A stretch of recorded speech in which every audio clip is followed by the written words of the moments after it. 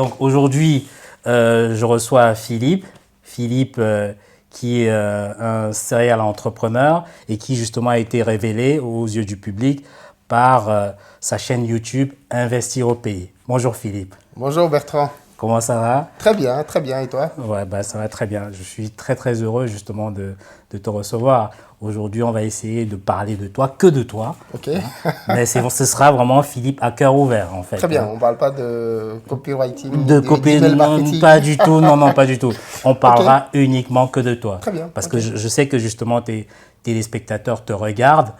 De bout en bout, tu leur donnes quelques éléments de toi. Mais aujourd'hui, c'est de donner l'ensemble de qui est Philippe, réellement. Bien. Voilà. Ok, je répondrai à tes questions en tout cas. Ok, très bien.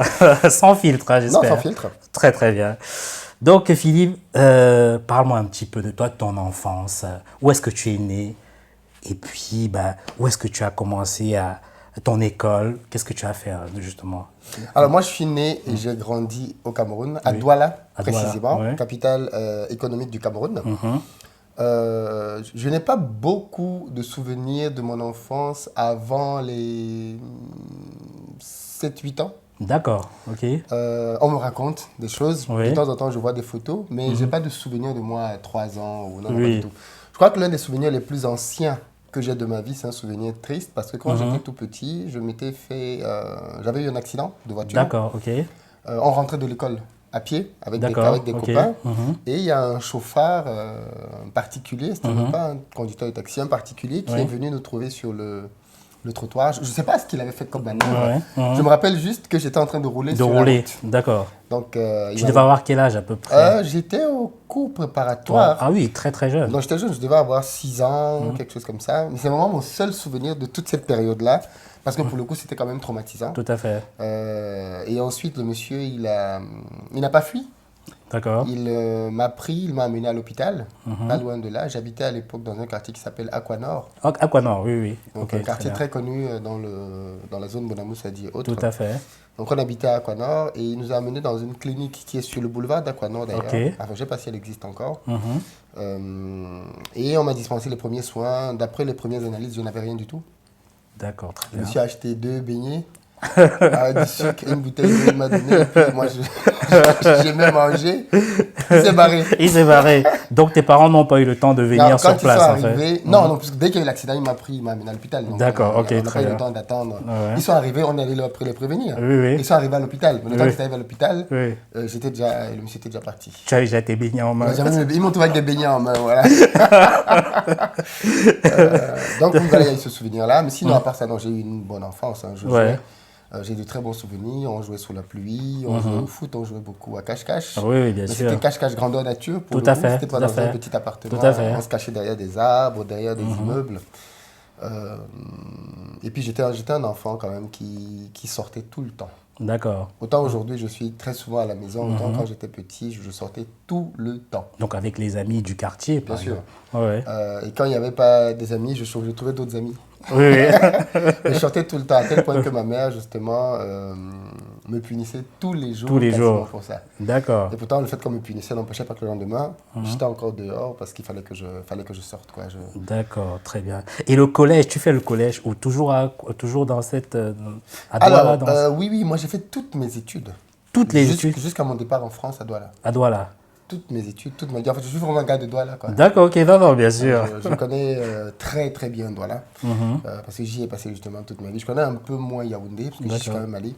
Donc oui, moi j'ai fait mon école primaire. D'ailleurs, un élément important, j'ai eu mon CEP au Koumoya. Ah, ok, donc tu étais déjà brillant. Oui, j'étais pas mauvais, j'ai jamais été mauvais élève. Ok, très bien. Plus jeune, j'étais pas mauvais élève.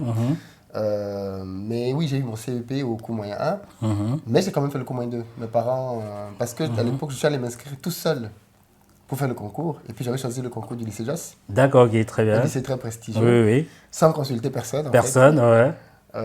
C'est l'équivalent de quoi en France, par exemple? Je connais pas l'univers des collèges. Oui. Mais c'est un lycée très prestigieux déjà. Très prestigieux. C'est l'un des tout meilleurs du Cameroun. C'est un lycée public. Tout à fait. Et j'avais pas eu le concours. Et donc, du coup, mes parents n'étaient... Je ne sais pas s'ils n'étaient pas prêts à me payer un collège, mais ils m'ont envoyé au cours moyen 2. Donc j'ai fait le cours moyen 2 sans avoir besoin de passer le CEP. D'accord. Le CEP, c'est l'examen qui valide, parce que pour ceux qui ne connaissent Ne pas, sais- c'est voilà. ceux qui valident le fin Le du passage passage du primaire au collège, tout à fait. Et donc, du coup, par contre, toute mon année du CM2, j'ai préparé des concours pour D'accord. aller dans un lycée public. Tout à fait. Et donc, j'avais eu le concours à l'époque du CES de Macépé, qui par la suite va devenir lycée. Tout à fait. Et donc, j'intègre le CES de Macépé dans lequel je vais faire. À partir de là, je vais faire à peu près 2 ans à chaque fois, parce qu'on a un peu déménagé aussi avec ma famille. Ok. Donc, je vais faire 2 ans au CES de Macépé, 2 ans au lycée de Bonamoussadi. Ok, très Là où je vais bien. avoir mon brevet. Oui. Ensuite, 2 ans à la seconde, je la fais. J'ai fait la seconde dans un collège, IUSB. IUSB. Ouais, j'ai failli dire un faux collège. Mais Enfin, un collège normal, quoi. voilà, un Ouais, collège ouais. basique. Basique. Et, Ouais. je fais ma seconde à IUSB parce que là aussi, je n'ai pas pu accéder au collège Alfred Sacker, D'accord. Ok. qui là Très aussi était bien. un collège Tout prestigieux. à fait. Tout à fait. J'avais raté le concours du collège Alfred Sacker, donc je vais à IUSB en dépannage. Et puis de IUSB, je parviens à intégrer finalement le lycée Josse. D'accord. Tu réussis à revenir où tu voulais Où aller. je voulais aller depuis le tout Depuis. Ouais. Et je vais faire 2 ans à IUSB. Une D'accord. première année en seconde, une deuxième année en première. Et je vais rater mon probatoire Ok, très bien. à IUSB. Ouais. Je vais rater le probatoire parce que, alors il faut le dire, hein, toute ma scolarité, j'ai toujours été un élève qui n'étudiait pas à la maison. Ok. Donc tu Ça y avais est. des facilités. Voilà, j'avais beaucoup de facilité Ok. et je me reposais dessus. C'est-à-dire que j'écoute en classe Voilà. et je reviens le jour de l'examen Voilà. et je valide avec 10. Moi, j'étais le champion des 10, Exactement. 10-11 de moyenne. Un peu comme moi. Voilà, 10-11. Mais par contre, c'était 10-11 sans effort. Tout à fait. C'est Ok. ça, tout sans effort. Tout à fait. Mais vraiment aucun effort, quoi. J'étudiais pas du tout à la maison. À tel point que même pour les examens, ma mère, par exemple, pour le brevet, elle était sûre que j'allais rater l'examen, puisque je n'étudiais jamais. Oui, tout à fait. Et donc, quand j'avais mon brevet, c'était une grosse surprise pour elle. Parce que le gars, on ne voit jamais étudier. Comment il fait pour avoir un examen? Et donc, en première, voilà, je viens avec ma même logique de ne pas étudier. Pour toi, ce n'était pas tout à fait la même Ça, chose. c'est clair. Pour toi, c'est... Je vais rater le probatoire. Le probatoire, justement, peut-être pour tous ceux qui ne savent pas, en fait, hein, c'est le passage de la première à la terminale. Donc, il y a un diplôme, en fait, hein, qui valide ce passage. C'est ça. Tout à fait. En fait, au Cameroun, on a 4 gros examens, je pense, avant le bac. Exactement. Tu as le CEP, CEPE, oui. tu as le brevet, que tout le monde connaît. Oui. Tu as le probatoire, Oui. qui est le filtre entre la première et la terminale. Terminale. Et puis, tu as le bac. Sans oublier même les concours d'entrée dans les sûr. collèges. C'est ça, bon, c'est pas national. donc, C'est pas... ouais. mais en tout cas, on est tout le temps dans une ambiance de compétition. Tout à fait, tout à fait. Et de Tout à fait. dépassement de soi. Et les concours, c'est pas que le collège, même dans les lycées publics. Et effectivement, Tu fais des concours, oui. tout à fait. Et donc, oui, là, mon probatoire, donc quand je le rate, bon, c'était mon premier échec. Hein. C'était vraiment le premier. D'accord. La première fois que j'échouais quelque chose, finalement. Donc, ça a me touché. Et donc, l'année d'après, quand je reprends, j'intègre dans le lycée Josse. D'accord, ok, très bien. À l'époque de Madame Menanga, qui était une dame proviseure, assez dame de fer. Mais Ok. très sympa quand même. D'accord. Donc, j'intègre le lycée Josse. Et au lycée Josse, je travaille ma première, bizarrement, là aussi bizarrement, C'est une première scientifique, hein? mathématiques. Mathématiques, oui, oui, tout première, à fait. Ok. Première, c'est au lycée Josse, d'ailleurs, je vais beaucoup me faire remarquer parce que je vais gagner plein de concours. Ok. Des concours littéraires. Je gagne le concours Victor Hugo. Je gagne. Et putain, je suis en classe scientifique. Ça c'est intéressant, justement. Tu es en classe scientifique, mais tu gagnes des gagne concours. le concours littéraire. Et tout pourquoi le tu monde n'as me jamais demande songé, justement, à faire une filière littéraire? Parce que pour moi, à l'époque, et je pense que c'est pas fondamentalement faux.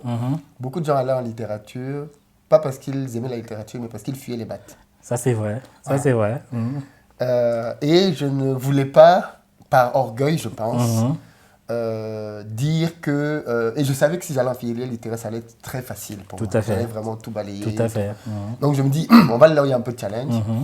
Et puis c'était un peu bizarre, mais à l'époque, c'était un peu dans la tête des gens, filière littéraire, c'est pour les femmes. Tout à fait. Et Exactement. les hommes vont en filière scientifique. Donc du coup, je vais en filière scientifique, naturellement. Et donc, arrivé en filière scientifique, ben, c'est un peu plus compliqué. C'est là, justement, que je voudrais. C'est là parce que il faut rappeler, Philippe, c'est un modèle de persévérance. Et moi, je voudrais que cette partie, on reste un peu plus sur cette partie. Parce que Philippe, j'ai été surpris quand Philippe m'a dit, j'ai fait 3 fois la terminale. C'est ça. 3 fois la terminale. Et je me suis dit, comment est-ce que Philippe, aussi brillant, fasse 3 fois la terminale. J'ai demandé à Philippe, explique-moi pourquoi tu as fait 3 fois la terminale. Je pense qu'avec le recul aujourd'hui, je sais expliquer pourquoi. Ouais. Si tu m'avais demandé à l'époque, avec ma mentalité, je t'aurais dit j'ai de la malchance. Mais on t'a attaché. Voilà, on m'a attaché. Et voilà. Comme ça.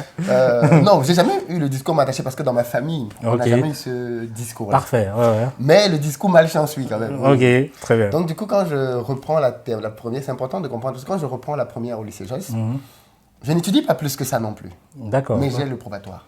Ok, très bien. Et donc, dans ma tête, je me dis, en fait, quand tu reprends une classe, c'est normal que tu réussisses l'année d'après. Exactement.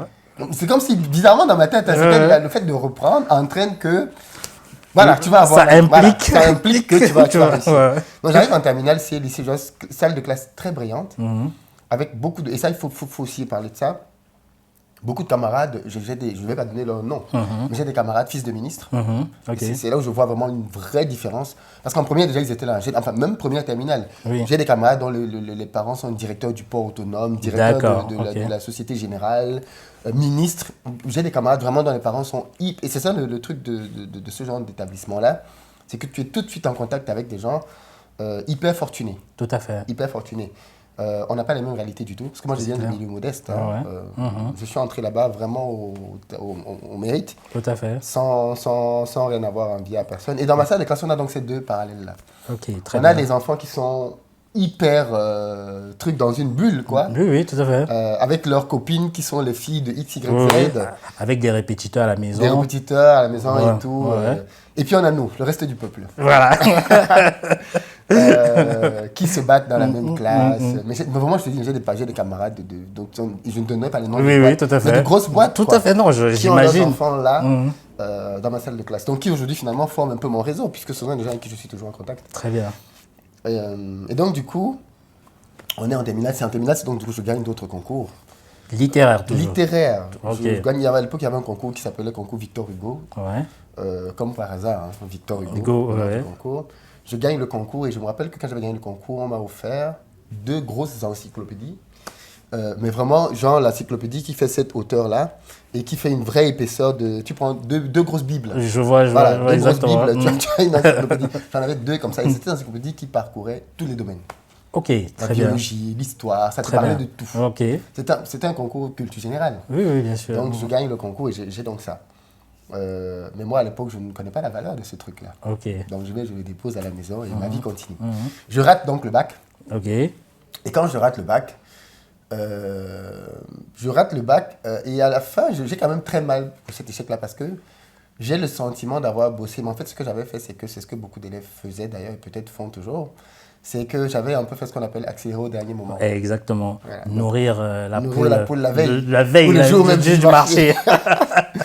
Et donc, j'ai beaucoup accéléré sur la fin. Et comme je ne vais pas avoir le bac, j'ai le sentiment que, en fait, tous mes efforts là n'ont pas servi à grand-chose. Je me levais à 3h du matin. Et donc, du coup, bon, pour mes parents, c'est en mode... on l'a quand même vu transpirer, quoi. Par rapport à avant, là, on l'a vu transpirer. Il n'a pas eu, ça arrive.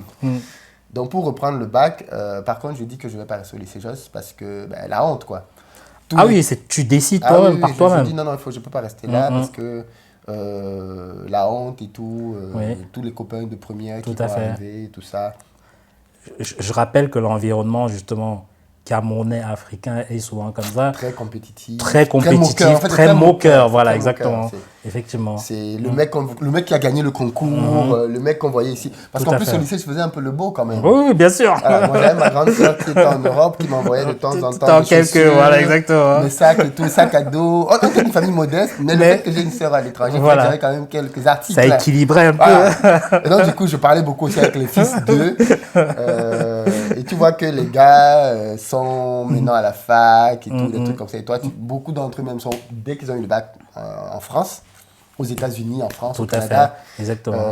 Et toi, tu vas aller refaire terminale là-bas. Donc, du coup, la honte fait que je me bats et je dis non, il faut changer de truc. Et à l'époque, je ne sais plus si j'avais fait un concours ou si c'était par étude de dossier. Ma mère parvient à me trouver une place au lycée de Neubel. D'accord, ok. Qui n'a rien à voir. Bah, c'est le le jour et jour et la la nuit. Non, mais c'est ça, en fait, justement. Le jour et la nuit, Ouais. c'est le lycée de Nebel, on l'appelait avant le lycée des jeunes filles parce qu'il n'y avait que des filles qui étaient là-dedans. Oui, je me souviens de ce Voilà. lycée, Mais exactement. la situation géographique, parce qu'il faut bien comprendre pour les noms camerounais, le lycée Josse est situé dans le quartier d'affaires, un peu comme à la Défense. Tout à C'est comme fait. si tu avais un lycée qui est situé dans la Défense, Tout à fait. en France, ou au plateau pour ceux qui sont à Abidjan. Exactement. Et le lycée de Nebel est situé dans un marché. Ok. Donc, Ok, comme si tu très étais à bien. Yopougon, Exactement. ou à Sarcelles ici, Tout à fait. ou à Barbès. Pas Barbès, mais vraiment Saint-Denis, quoi. On va dire oui, oui. Un quartier, un quartier populaire. Tout à fait. Et donc, tu as le lycée de Nebel qui est situé là, comme ça. Quand tu sors du lycée, tu as le marché Tout de suite devant toi. devant toi. Ça n'a rien à voir. Et bien évidemment, pour le coup, le lycée de Nebel, il n'y a pas d'enfants de riches. Il n'y en a pas là-bas. C'est vraiment, c'est un tout autre univers. Ça, Mais c'est pourtant, clair. et moi, donc, quand j'arrive là-bas, j'arrive avec le truc, c'est le gars qui vient du lycée Josse. Bien sûr. Et donc, forcément, tu es tout de suite un peu respecté. Le mec qui vient Ok. tu viens du lycée Josse. Bien sûr, bien sûr. Comment tu as fait pour atterrir ici? Et toi-même, tu y crois que, Mais bien sûr, tu es supérieur. c'est ça, Oui, tu oui. crois que tu ne parles pas trop avec les Bien camarades. sûr, bien sûr. De temps en temps, quand il y a le foot ou un truc comme ça, tu participes. Mais après, c'est aussi vrai qu'il faut le dire, leur délire, c'est pas tes délires. Exactement. C'est-à-dire que les Ok. choses qu'eux, ils font pour s'amuser, Tout à fait. tu ne les connais pas en Tout fait. à Tu fait. n'as pas l'habitude de Tout à t'amuser fait. comme ça, donc pour toi, c'est pas des manières de Tout s'amuser. à fait. Toi, à l'époque, tu vas en matinée de jeu, Tout à fait. jet set, des trucs comme ça. La matinée, c'était 1000 francs de 18h à 23h. Là-bas, au lycée de Nebel, les mecs, ils font pas ça. Ils vont pas ça. Ils vont prendre les 1000 francs pour aller à la matinée. Donc non, c'est vraiment totalement Tout à différent. fait. Et par contre, là-bas, tu tombes sur des gars qui bossent, Ok. des gars qui étudient. Parce Ok. que, ils n'ont pas grand-chose à faire, ils étudient. Et donc, du coup, au lycée de Nebel, je reste dans mon délire de je reprends de toutes les façons, ça va bien se passer. Ouais, tout à fait. Le système éducatif, la manière d'enseigner est très différente du lycée Josse. La pédagogie est très différente. Ah, Oui, donc tu as remarqué une différence de pédagogie entre le lycée Joss Tout à fait. et le lycée Newbel. oui. On est toujours dans la même ville, là, en Ouais, fait. dans la même ville, mais c'est très différent. C'est pas, les cours sont les mêmes, mais au lycée Nebel, au lycée Josse, je pense que comme dans la salle de classe, les profs ne savaient pas qui était l'enfant de qui. Ok. Il y a beaucoup de pédagogie, Ok, beaucoup très de bien. patience Tout envers à les fait, tout à élèves. fait. On insiste beaucoup. Au lycée de Nebel, ici, c'est le marché. Mon ami. Ok. Ok. Si tu étais le fils de quelqu'un, tu ne serais pas ici. Tout à fait. Donc, les profs sont très, très stricts, on va dire ça comme ça. Très On avance, quoi On que- avance, voilà, ouais. il n'y a pas de... et donc, du coup, je travaille là-bas. Mais pour le coup, c'est beaucoup plus difficile que ce que je faisais au lycée Josse. Parce que les profs vont dans des exercices très approfondis. D'accord. Ok. Et au final, en fin d'année, bizarrement non. Parce que je me rends compte que j'étudie pas en fait. C'est avec le recul que je me D'accord, vois ça. oui, oui, J'ai pas tout à beaucoup fait. étudié. Et finalement, je rate aussi le bac Une deuxième une fois. deuxième fois. Et cette fois-là, je crois que c'est l'échec le plus douloureux de ma vie en fait. Oui, exactement. Parce que j'entendais dire que les gens échouaient 3-4 fois. Oui, oui. Mais pour moi, c'était des gens stupides quoi. Mhm. À l'époque, je pensais que c'était des gens stupides qui ne réussissaient Tout pas. à fait. Et tout. Et là, je me rends compte que, mais en fait, après avoir échoué au lycée Josse, Tout à fait. j'échoue maintenant au lycée De Newbel. Newbel. Oui. Qu'est-ce que je vais faire, quoi? Qu'est-ce que je vais faire de ma vie? Ma mère, surtout à l'époque, là, pour le coup, elle est vraiment excédée. Et Parce que justement, c'est ça. Qu'est-ce que tes parents pensent de ça, en fait? là, ma mère se dit... Parce qu'en fait, la première fois quand j'ai raté le bac, avec ma soeur, il y avait un projet d'aller en Europe. Tout à d'aller fait. étudier en Europe. La deuxième année, quand je vais rater le bac, ma mère se dit, bon, que toi, tu es bon pour le quartier, quoi. Tu vas venir rester ici à la maison avec ta grand-mère. Ouais. Parce que ma grand-mère était à la maison. Puisque tu ne veux plus étudier.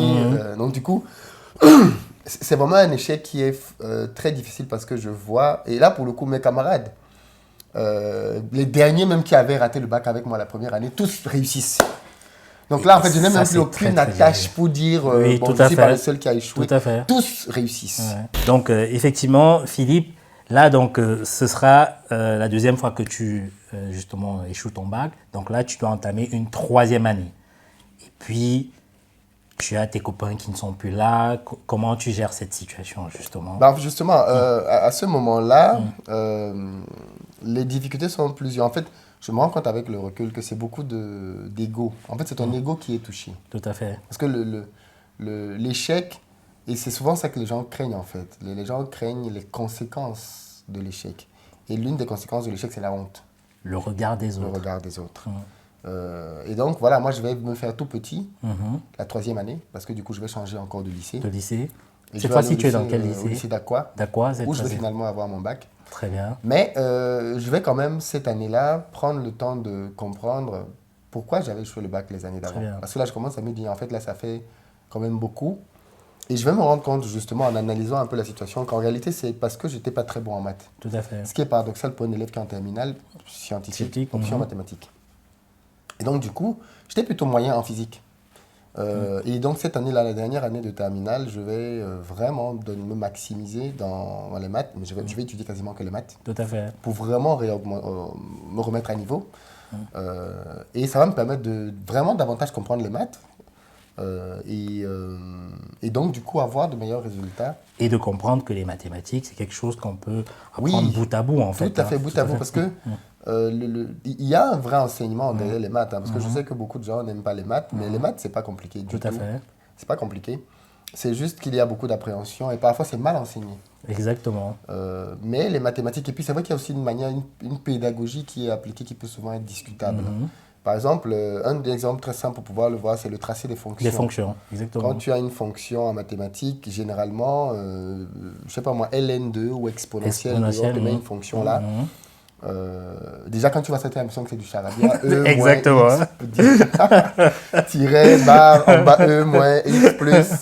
Donc ça allait vraiment être du charabia.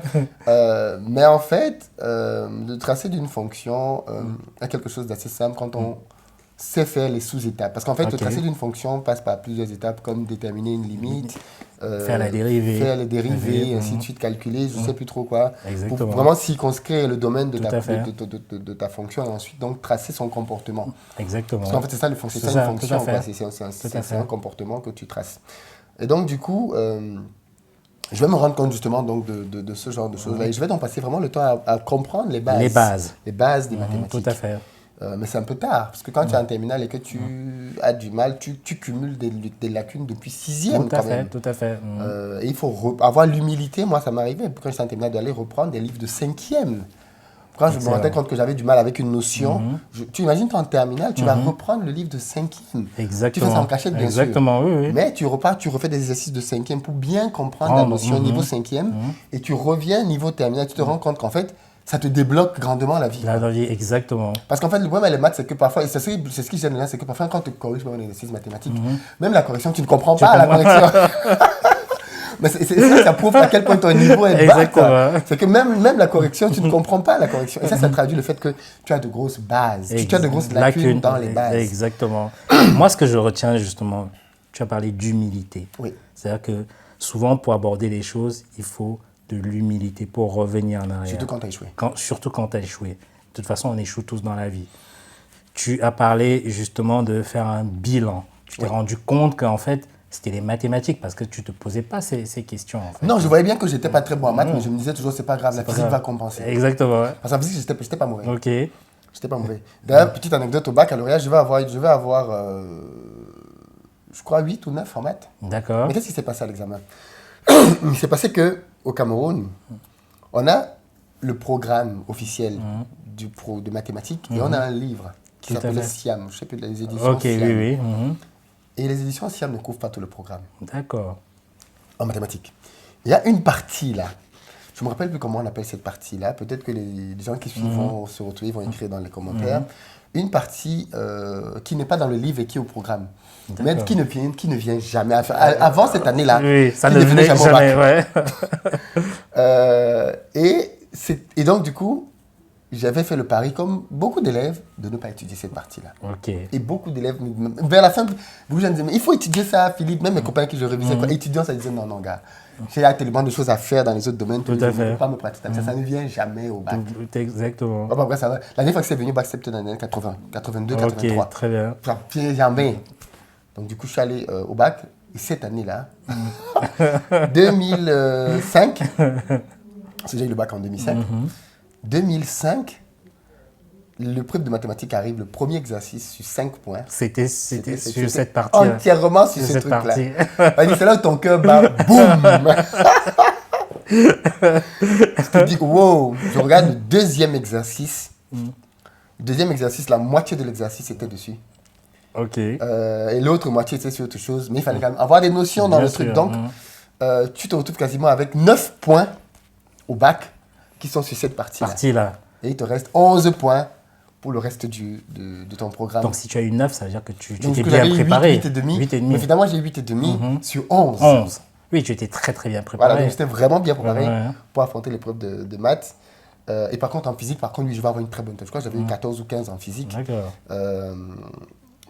Et donc, du coup, au final, j'ai mon bac, quoi. Ok, super. Et donc là, maintenant, du coup, tu décides de quitter. Non, je ne décide les rien. Rien du tout. Non, c'est pas moi qui décide dans où je vais. Ah, ok. Il faut payer pour décider. Pour décider. Non, c'est clair. Non, justement, ce qu'il y a, c'est que cette année-là, mes parents n'attendaient pas que j'ai le bac. Ah oui, oui, ils sont surpris. Oui, ils sont surpris. Et du coup, ils n'avaient rien prévu. Oui. Donc, du coup, il faut que tu cherches quelque chose à faire ici au pays. Voilà comment je me retrouve dans l'impasse, parce que je ne sais pas ce que je dois faire, parce que ça, c'est une grosse question. Quand tu as le bac, il faut faire quoi après? Exactement. Je ne sais pas ce que je dois faire, et je me retrouve donc à l'IUT, après un concours, D'accord.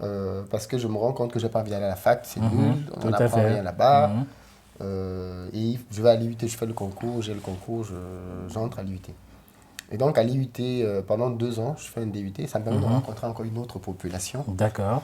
de personnes. Et à la fin de mon DUT, je me retrouve... Alors là, pour le coup, justement, quand j'ai eu le DUT, quand j'entre dans le DUT, donc ça laisse quand même 2 ans à ma famille pour se préparer peut-être pour un voyage en Europe. Tout à fait. Ok. Je me rappelle d'ailleurs que quand j'ai eu le bac finalement, comme mes parents n'avaient rien prévu pour aller en France, j'ai même commencé à chercher des trucs pour aller en Russie.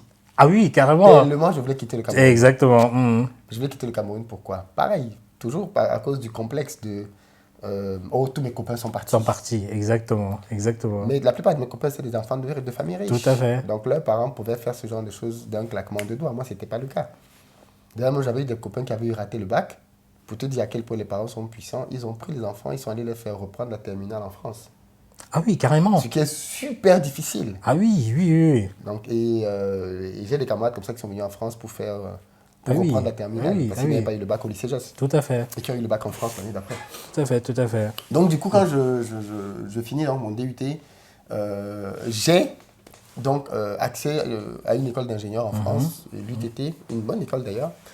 Et, ah oui, l'UTT de technologie de Troyes. De Troyes, oui, oui, Troyes, oui. Je suis diplômé moi, je suis ingénieur de l'UTT. Oui, oui, exactement.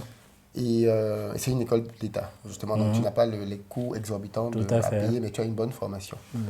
Donc, du coup, mais je n'arrive pas en septembre parce que, en septembre, à ce moment-là, je ne peux pas voyager. Parce que ma mère venait de perdre son frère. Ah, ok, qui très vivait bien. aux États-Unis. Ok. Et ça aussi, c'est un chapitre de ma vie qui est très douloureux. Parce que mon oncle, le frère, ma grand-mère n'avait que 2 enfants. Ok, très bien. Ce grand frère-là et ma mère. Donc, c'était le grand Donc, frère c'était de ma vraiment mère. la seule personne de ta mère, en fait, Voilà, comme on dit. c'était sa seule ressource. Ouais, c'est vrai. Et donc, lui, il vivait aux États-Unis, très brillant, bassiste, il a même joué avec Stevie Wonder. Pour te dire à quel D'accord, point ok, il était très bien. Très doué. Très, très. Et il va décéder au Cameroun. Il est revenu au Cameroun après plus de 25 ans. Aux États-Unis. De vie hors du Cameroun. Hors du Cameroun. Il est parti en aventure. Ok. Il était parti Avant, l'aventure, c'était pas comme maintenant, là, les gens traversaient la Méditerranée. Tout à fait. C'était pas comme ça. Les gens allaient en aventure, il est allé vers le Nigeria. Il joue avec il jouait là-bas avec ouais. des stars au Nigeria. Et quand ça a commencé à baisser, il a eu un filon pour aller aux États-Unis. Tout à fait, ok. Et donc, il allait aux États-Unis. À l'époque, il n'y avait pas le téléphone comme aujourd'hui. Ok. Ma mère, on nous a annoncé le décès de mon oncle 2 fois. Pourtant, il vivait. Tu fais le deuil de quelqu'un, on te dit non, finalement, non, mais qui t'a dit qu'il est mort? Non, mais il est vivant quelques années après. On n'avait aucune de ces nouvelles. Bref, on va finir par le retrouver plus de 20 ans après. Et il va décider de revenir au Cameroun pour la première fois de sa vie, après plus de 25 ans, en vacances. Et il va venir en vacances et il va mourir là. Non, c'est pas vrai. Il meurt au Cameroun. Il meurt au Cameroun, pendant ses vacances. Le jour où on va l'enterrer, c'était le jour où il devait retourner aux États-Unis. Waouh. Comme tu dis, il est mort de crise cardiaque. Waouh. Donc, c'était... Et comment ça se passe? Moi, je le dépose le matin dans le bus parce qu'il est à Yaoundé avec ma mère pour voir de leur cousin. Je le dépose et je vais en classe. Et le soir, ma mère, le téléphone sonne, c'est ma mère qui est en larmes. Il est mort, il est mort, il est mort. Qui est mort? Le gars que j'ai laissé ce matin. Ce matin, oui. C'est une blague ou quoi? Oui, il est mort. Crise cardiaque. Donc, vraiment... Le truc que tu ne vois pas venir. Donc, c'est ça. Ça plonge toute ma famille dans un truc. Tout à fait. Et donc, c'est dans cette ambiance de deuil, là, en fait, que moi, je finis par avoir mon DUT. Et ma mère donc va aux États-Unis parce qu'elle devait aller chercher les effets de son frère, des trucs comme ça. Et donc quand septembre arrive, ma mère est aux États-Unis, je ne peux pas aller en France. Exactement. Je ne peux pas aller en France à ce moment-là. Exactement. Donc je dois attendre qu'elle revienne. Revienne, exactement. Et heureusement pour moi, l'école, l'UTT, est une école qui a 2 rentrées. Ah oui, la rentrée de septembre et peut-être février. Voilà, exactement. Et ton admission de septembre est valide. Très en bien. février si tu la reportes. Très bien. Donc dès que je sais que je ne peux pas venir en septembre, je reporte pour février. D'accord. Et donc finalement, ma maman revient vers décembre, tout ça. Et donc en février, donc, j'organise mon départ. Qui d'ailleurs, comme je l'ai dit quand je suis passé à la RTI, j'ai fait ma demande de visa vraiment très simplement. Tout à fait. Sans aucune aide ou quoi que ce soit. On n'a pas triché, on n'a rien. Donc du coup, j'allais déposer ma demande de visa. Et 3 jours après, ils m'ont appelé pour donner le visa. Je me rappelle bien toujours le jour où je suis allé récupérer mon visa. Exactement. J'ai laissé ma mère, elle était en train de faire sa sieste. Elle m'a filé un billet, je crois que c'était de 1000 francs ou 2000 francs. Ma soeur était là, elle était revenue au Cameroun, oui, avec son mari. Et je vais donc récupérer, enfin, avoir ma réponse. Ta réponse. Ah oui, ok, très bien. Donc elle était surprise de la réponse. Quand j'ai le visa, moi d'ailleurs, j'étais... on nous a tellement fait, pour les Africains, avoir un visa... C'est incroyable, non mais c'est... incroyable, quand tu n'as pas vécu là-bas, tu ne peux pas comprendre. Ouais. Donc quand j'ai le visa, je me dis, je vais faire la surprise aux gens de chez moi, donc je n'annonce à personne. J'arrive à la maison. Quand j'arrive, donc je vais toquer à sa chambre, j'entre dans la chambre et tout. Oui, quand elle me voit, elle se dit, là, c'est clair. C'est moi. Elle prépare un discours. Elle me dit, elle me dit, ça s'est passé comment? J'ai dit, tu sais, je parle très, parce que moi j'aime beaucoup faire ça. Ouais. J'ai dit, finalement, ils m'ont recalé. Non, j'ai dit, ils m'ont donné le visa, mais okay. Sur le ton de quelqu'un qui est supposé te dire qu'ils n'ont pas eu. Tout à fait. Elle dit, comment ça, ils t'ont donné J'ai dit, oui, ils m'ont donné le visa. Et là, elle était allongée sur son lit. Quoi, ils t'ont donné le visa? Non, tu racontes ça. Fais-moi ton passeport. Elle prend mon passeport, elle l'ouvre. Et oui, effectivement, j'avais eu le visa pour aller faire mes études. Et voilà comment je repars donc avec ma soeur et son mari. Tout à fait. Ah, vous repartez en même temps? On repart tous ensemble. D'accord, ok, très bien. Très bien. Et voilà comment je débarque en France. Et tu débarques en France. Okay. Avant de partir de la maison, ma mère m'avait dit une phrase qui m'avait beaucoup touché. Le jour où on devait partir, c'est bizarre, mais elle a voulu le faire symboliquement comme ça. Mes valises étaient prêtes. Elle m'accompagnait à l'aéroport avec ma soeur et son mari qui repartaient. Et dans la cour de la maison, elle m'a fait une accolade et elle m'a dit, comme tu es en train de quitter la maison maintenant, la prochaine fois que je te reverrai, la prochaine fois que tu reviendras ici, ce ne sera plus pour habiter, ce sera en vacances. Ah, ok. Ça veut dire que tu te seras pris en charge. En charge, et exactement. Que tu auras commencé toi-même à bâtir ta propre famille. Oui. Donc voilà avec quoi je pars. Ça c'est excellent. Non, mais c'est excellent. Tu sais, moi-même, j'ai vécu des choses comme ça, en fait, hein, où, que ce soit mon mariage ou plein de choses comme ça, où les parents te serrent la main en disant que maintenant, c'est fini, on vous a tout donné, maintenant à vous de prendre votre envol. Et là, tu te dis, OK, je dois prendre les choses en main, en fait. Non, mais c'est excellent, ça. Et donc, effectivement, donc, tu arrives en France, tu fais ton école d'ingénieur à Troyes, que tu réussis normalement. Je fais bien mes études, il n'y a pas de problème. Je survole même mes études. Je n'ai repris aucune. Je n'ai rien repris du tout pendant que j'étais en école d'ingénieur. Super. Et donc là, tu commences à travailler pendant je commence à travailler et tu économises de l'argent. Oui, parce que mon père me donne un conseil qui m'a sauvé la vie, qui est de me dire, mon fils, maintenant que tu as commencé ton travail, maintiens ton rythme de vie étudiant. Exactement. Et donc, voilà comment j'arrive à Paris, je trouve une chambre à Villeneuve-Saint-Georges que je payais à 300, je ne sais plus combien d'euros, 60, 70. Et j'habite dans cette chambre-là plus de 5 ans après. Donc, tu ne casses pas les champagnes en boîte. Je le tiens à la précision. Depuis que je suis arrivé en France... Très important. Depuis que je suis arrivé en France, je ne suis jamais allé dans un club. Jamais. Très important. À aucun, je dis bien, ni pendant mes études, ni après, jamais au grand jamais. Ok. Donc, tu es déjà très conscient de... Je ne suis pas là pour m'amuser. Je comprends bien que avec ce que ma mère m'a dit, alors on n'en a pas parlé, mais c'est vrai que quand je suis au Cameroun, je vois les galères que ma famille a pour pouvoir subvenir aux besoins de ma soeur qui est venue mineure. Moi, j'arrive majeur. Très bien. Ma soeur est venue mineure. En plus, elle habitait chez les copines de ma mère. Tu sais, le truc qu'on raconte souvent, la ma soeur, en plus, à la copine qui met l'enfant dehors en plein hiver. Exactement, je vois. Tu imagines le stress des parents. Tout à fait, tout à fait. Une jeune fille, adolescente qu'on met dehors dans la rue en hiver. Donc, tout ça, c'est plein de stress pour mes parents. Et ça, tu te dis plus jamais. Voilà, je peux pas arriver en France et faire ce genre de choses. Enfin, être source de ça. Et donc, du coup, ben, je commence à jobber. Très rapidement, quand je suis étudiant, je commence à jobber. Et avec mes jobs, moi, quand je plonge au restaurant universitaire, j'ai 250 €. Ah ouais. 250 €. Avec 250 €, je paye mon loyer. Très et bien. je vais bien épargner 50 € à la fin du mois. Ça, c'est l'entrepreneur déjà. J'épargne 50 € et je vis petitement. Ouais. Mais pour moi qui viens du pays, qui a grandi dans un environnement dans lequel on achetait tes vêtements au marché, dans lequel tu avais une chaussure pour 1 ou 2 ans, 3 ans même parfois, tu ne changes pas de chaussure. Avoir l'argent que j'avais et pouvoir acheter ce que j'achetais, je me suis dit que c'était beaucoup. Exactement. C'était beaucoup. Et puis quand je vais arriver... Surtout la fierté de le faire par soi-même. Ouais. Donc du coup, non, je dépensais, je comptais mes sous. Hein, chaque année, on augmente 5 centimes sur le prix du ticket universitaire à la cantine. Tout à fait. Moi, dès que ce prix augmentait, je n'étais pas content. Non, c'est clair. Non, j'étais très proche, des sous pour ne plus dépendre de ma famille, justement. Et à part ma première année où on a payé mon école, le reste des années, mes parents n'ont plus payé mes études. Ma mère m'avait acheté mon premier ordinateur qu'elle m'avait envoyé parce qu'à la rentrée de la deuxième année, je lui ai dit non, je vais payer moi-même. Elle m'a dit ok, d'accord, comme j'avais prévu un budget pour ça, elle était aux États-Unis à cette époque-là, qu'est-ce que je peux t'acheter? Donc j'ai dit un ordinateur. Elle m'a acheté un Dell, je me rappelle toujours de ça, un très bel ordinateur. Mais elle m'a acheté un ordinateur, quoi. Mais c'est moi qui ai payé ma scolarité. Tout à fait. Et la troisième année, pareil. Oh, mais c'est Du super. coup, derrière, j'ai commencé ma carrière d'ingénieur. Mais à l'époque, avec uniquement le truc de... Mon père est très fort dans tout ce qui est épargner. Épargner, ne pas dépenser, se restreindre, c'est le truc. Mais mon père, c'était pas un entrepreneur. C'était un directeur de banque. Donc, très bien, Philippe. Et effectivement, ton père étant cadre d'entreprise, je sais que voilà, il t'a souvent donné quelques conseils. D'ailleurs, j'ai vu dans une de tes vidéos, en fait, il t'a donné un conseil au niveau de l'épargne pour que tu puisses justement démarrer ta vie, en fait, de manière. C'est ça. En fait, mon père, c'est quelqu'un qui a connu beaucoup de moments difficiles. Mon père, c'est vraiment le prototype du gars qui a connu la gloire très haut sommet. Très bien. Très, très haut sommet.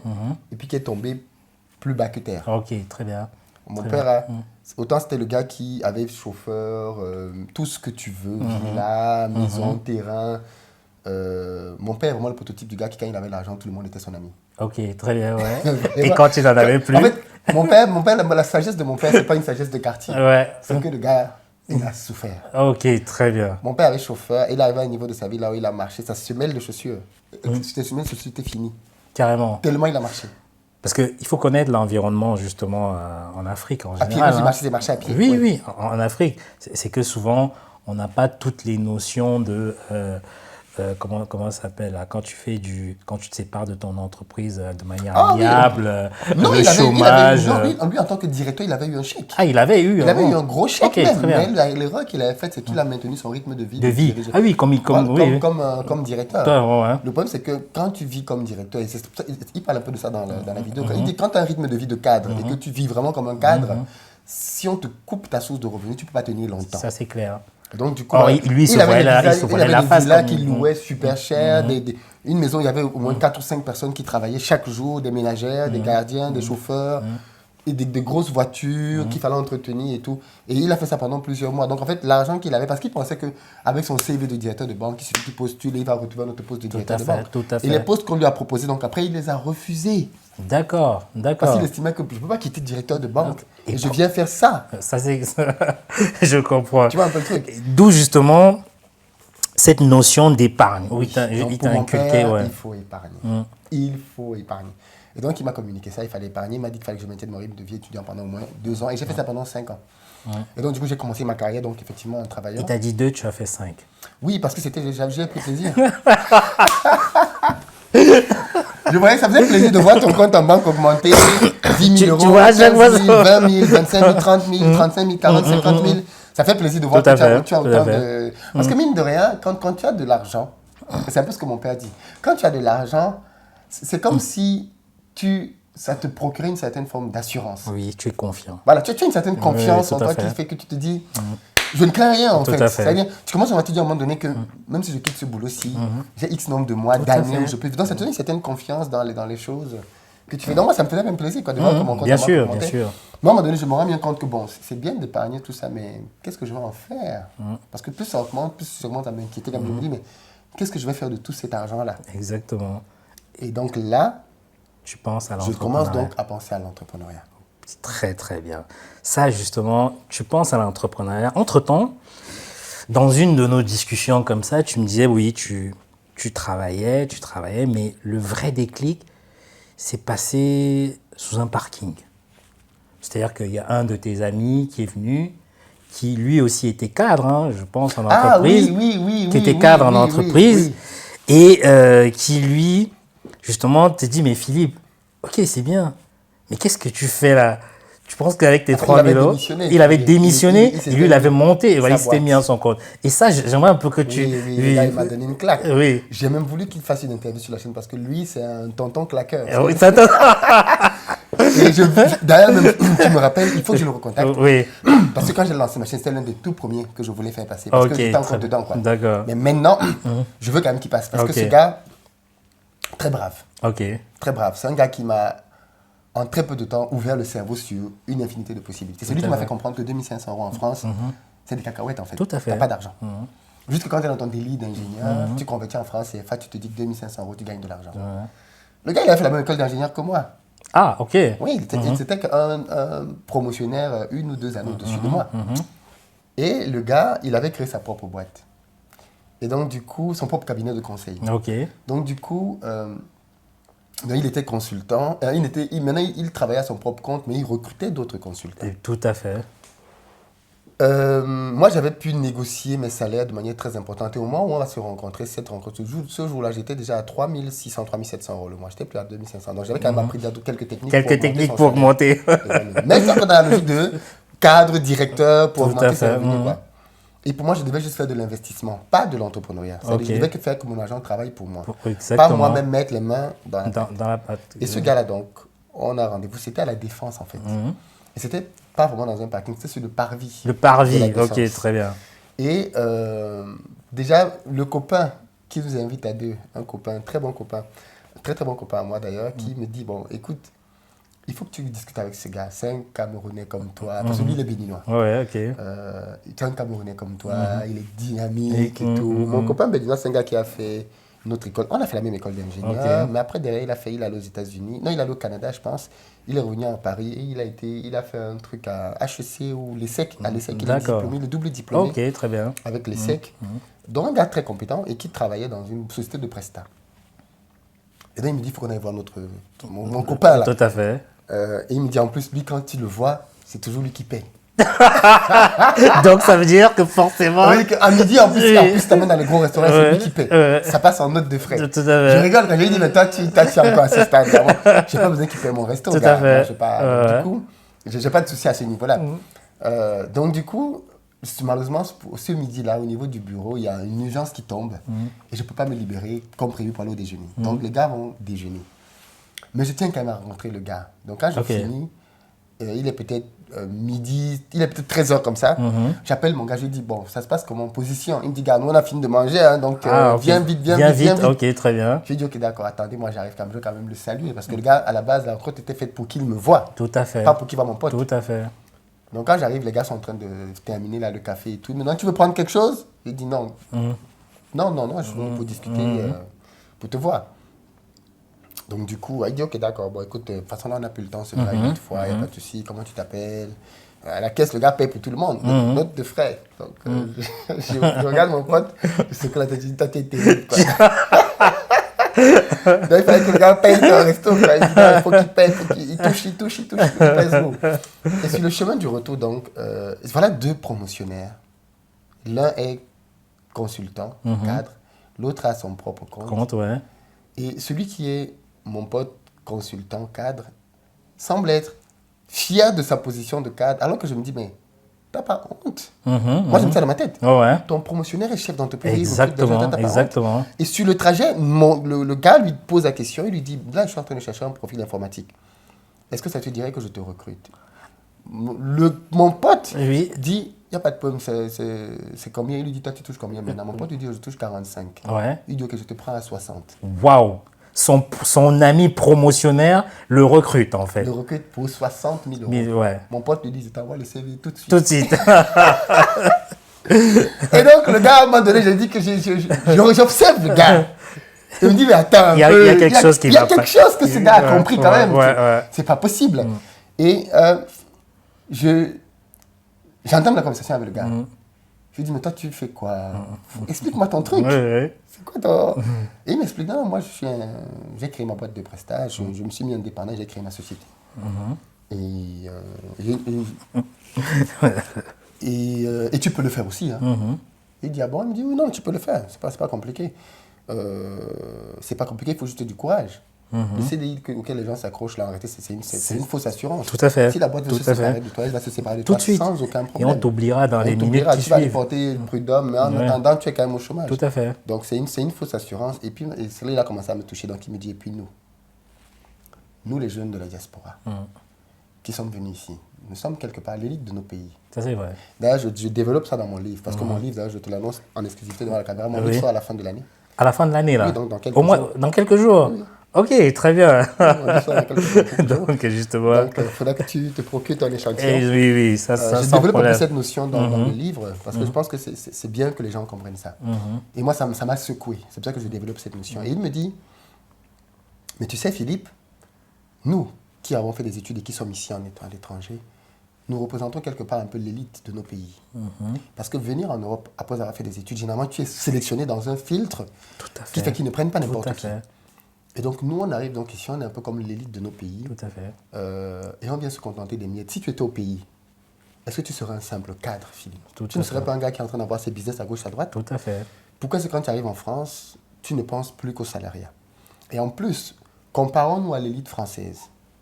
L'élite française qui a fait les grandes écoles politiques. Ils sont pas à 3 000. Est-ce qu'ils sont en train de faire 2-3 000 euros de salaire? Les gars sont en train de changer la France. Tout à fait. Ils ont des start-up, ils ont des grosses boîtes. Tout à fait. Et nous, on vient ici, c'est quand il a fini de me dire ça, je me suis dit, non, le gars, il a raison. Il a raison. Je ne suis pas à ma place. Tout à fait. Je sens en moi que je peux faire quelque chose. Et c'est ça qui te décide, justement. Je remonte au bureau, je prends le téléphone, j'appelle ma famille, je dis, chérie, je vais démissionner. What? Quoi? Courir. Je dis, oui, je vais démissionner parce que je t'explique ce soir.